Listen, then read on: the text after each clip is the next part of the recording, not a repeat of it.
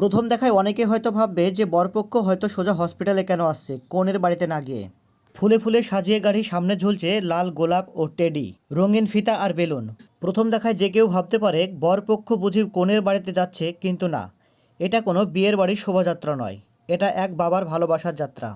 ফরিদপুর পাকুড়দিয়ার থেকে সোজা রওনা দিল সাদি খানদার গ্রামীণ হসপিটালে, কারণ তার ঘরে এসেছে প্রথম সন্তান। একটি কন্যা সন্তান। বর্তমান সময়ে আমরা প্রায়ই দেখি কন্যা সন্তান জন্মের খবর অনেকই পরিবারে আনন্দের বদলে বিতর্ক ডেকে আনে, বিশেষ করে গ্রাম অঞ্চলে। এখনও বহু জায়গায় ছেলেদের প্রতি বাড়তি আগ্রহ, আর মেয়ের জন্ম শুনলেই মুখ যেন ভার হয়ে যায়। এমন ঘটনাও সোশ্যাল মিডিয়ায় প্রায় সামনে আসে, কিন্তু এই বাবার গল্প একেবারে অন্যরকম। কন্যা সন্তান হওয়ার খবরে তিনি হয়েছেন খুশিতে আত্মহারা।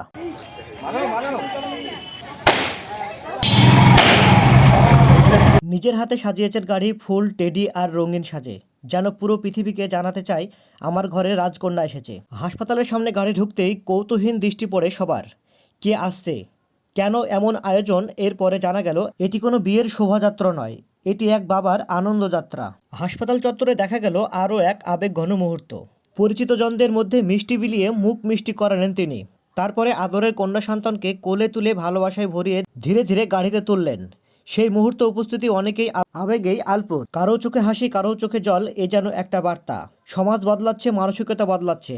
আজ যখন অনেক জায়গায় এখানে কন্যা সন্তান জন্ম নিলে নানান কুসংস্কার, অবহেলা কিংবা অপসন্নতা দেখা যায়, ঠিক তখনই ফরিদপুর পাকুড়দিয়ারের এই ঘটনাটা হয়ে উঠল এক উজ্জ্বল উদাহরণ। একজন বাবা তার কন্যা সন্তানের আগমনে গর্বিত। তিনি লুকিয়ে রাখেননি আনন্দ, বরং প্রকাশ্যে উদযাপন করেছেন। এই ঘটনা শুধু একটি পরিবারের আনন্দ নয়, এটি একটি সামাজিক বার্তা। কন্যা মানেই বোঝা নয়, কন্যা মানেই সম্মান, কন্যা মানেই গর্ব। হসপিটাল চত্বরে সাজানো গাড়ি দেখেই অনেকেই বলেছেন এভাবেই বদলাবে সমাজ। একটি ছোট্ট পদক্ষেপ, একটি সাহসী উদযাপন, এটি ভালোবাসার বার্তা। হয়তো বদলে দিতে পারে বহু মানুষের মানসিকতা। আপনার কি মনে হয়, এভাবে কন্যা সন্তানের জন্ম উদযাপন করা কি সামাজিকের জন্য ইতিবাচক বার্তা নয়? কমেন্টে জানিয়ে দিন আপনার মতামত। আর এমনই মানবিক খবর পেতে আমাদের সঙ্গে থাকুন।